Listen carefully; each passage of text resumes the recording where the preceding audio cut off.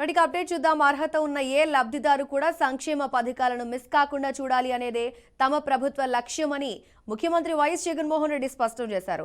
అర్హులై ఉండి ఏ కారణం చేతైనా లబ్ధి అందని వారికి సీఎం వైఎస్ జగన్మోహన్ రెడ్డి తన క్యాంపు కార్యాలయం నుంచి బటన్ నొక్కి వారి ఖాతాల్లో జమ చేశారు.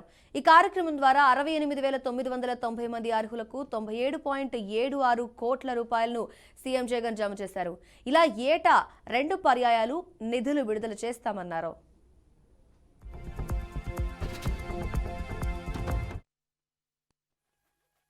నాకు కాపు నేస్తం 3 విడతల్లో తీసుకున్నానన్నా. 4వ విడత మాత్రం మిస్ అయిందన్నా.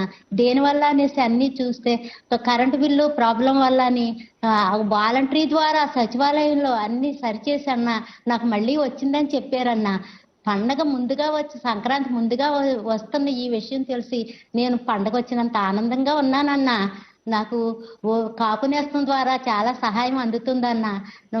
ఏ ప్రభుత్వం కూడా పెట్టని విధంగా కాపుల్ని మీరు గుర్తు పెట్టుకుని మా కోసం కాపుల కోసం ఒక రకమైన సహాయం చేయాలనే ఉద్దేశంతో మీరు మాకు ఈ పథకాలని ఇచ్చారన్న. నిజంగా మీరు మేము చాలా ధన్యులు అన్న. మీరు మంచి పని చేశారన్న. కాపుల గురించి ఆలోచించి ఈ కాపు నేస్తం ద్వారా నేను ఒక కుట్టు మిషన్ కొనుక్కుని అదే జీవనోపాధిగా చేస్తున్నానన్నా. నాకు 2 ఆడపిల్లలన్నా. 2కి పెళ్ళిళ్ళు అయ్యి వెళ్ళిపోయారన్నా. నా భర్త వికలాంగన్నా. వికలాంగ పెన్షన్ వస్తుందన్నా. నాకు వికలాంగ పెన్షన్ జనవరి 1వ తారీఖు పొద్దుటే వాలంటరీ ద్వారా నాకు తెచ్చిస్తున్నారన్నా. నాకు కొడుకులు లేరన్నా.